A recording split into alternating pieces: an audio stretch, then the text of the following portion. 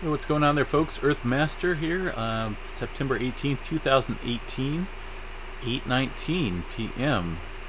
And I just noticed that date there, 9/18, 2018. Kind of look at numbers like that. It's like, wait a minute, 9/18, 2018. Now, if that clock was 8:18 p.m., then I'd be like, whoa, what just happened?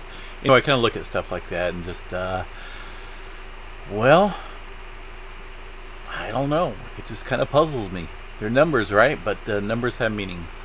Anyway, looking at the earthquake globe here shows, well, a lot of new deep earthquake activity in the Fiji Islands region here. Pop you guys over here so you guys can see what I'm looking at. And nothing big, not a whole lot of large scale movement, but definitely some deeper movement here with the continued deep activity. Let me check the depth on this here. 538 on that one and 516 kilometers on that one as well. 5.5 and 5.4 right around the Fiji Islands region with some deeper activity. Can you guys hear that sheep out there? I got sheep, so if you hear something buying in the background, it's some sheep. Anyway, they're out there cutting my grass right now, so I don't have to do it. Yay! And I don't have to pay them. Other than that, folks, not a whole lot of large-scale activity. 3.2 being the latest earthquake over here in this part of the world here. Let me take a look at the exact location of this earthquake here. And my internet's been kind of weird lately. It's just been it got kicked off. It got kicked off last night due to my service provider deciding to do some scheduled maintenance at about 1 in the morning without telling me. So anyway, this 3.2 is near what is this town? I guess close around Portugal area. I don't even know about this area right here. Gibraltar. Never heard of it in my life. Interesting. That's just a 3.2. Other than that, there's not a whole lot of earthquake activity over here on this part of the globe. And in general, not a whole lot of large-scale activity either anywhere around the globe. Earthquake activity continues up in northern Alaska there following that large-scale earthquake there over a month ago now. But they're still getting some aftershock activity with a couple 3s and some 2s thrown in there as well. And 5.8 over here in the southwest part of the Pacific Ring of Fire. But not a lot, folks. I mean, we're seeing kind of like a decline in the large-scale earthquake activity. I'm just wondering if we're going to see this continue for an extended period.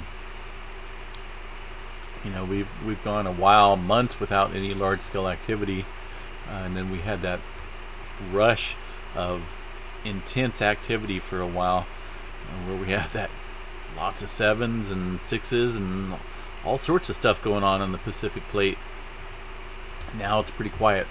California pretty quiet as well. The latest earthquake map from the Caltech.education website shows the typical California Nevada map. A couple sporadic pepper blue dots all over the place, indicating the collision between the North American Plate and the Pacific Plate.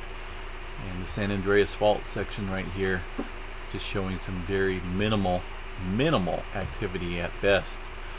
Around the Bay Area of San Francisco, nothing even worth mentioning. All is pretty quiet. Up here to the north towards the Geyser area, of course they're having their typical earthquake activity up there around the geysers. Nothing out of the norm up there in that area. Real-time tremor detection system here, last 48 hours. California, Northern California up there around Redding, and Southern Oregon near Medford, showing some activity over the past couple days. This is slow slip event movement detection, and this is Cascadia subduction zone region right here, and that's what it's picking up, some slow slippage between the two plates there, Juan de Fuca Plate and the North American Plate there, where the subduction resides here. A little bit of activity up here in Washington and up around Vancouver, but not a whole lot. No eye-opening activity at the moment. Solar weather data. There was a little stream kicking off here from some solar wind at about, what was it, about 400, 500 on the speed here. Let me check here real quick. Hold on. I don't even know if that made any type of. There's a wind, solar wind right now, about 487.8. No storms to report, looks like. I could have swore they said there would be a chance of it, but right now I am not seeing anything that would indicate any type of storm activity in the solar weather department. All looks pretty normal and quiet on the geomagnetic field. No sunspots to report, which is continuing in the solar minimum.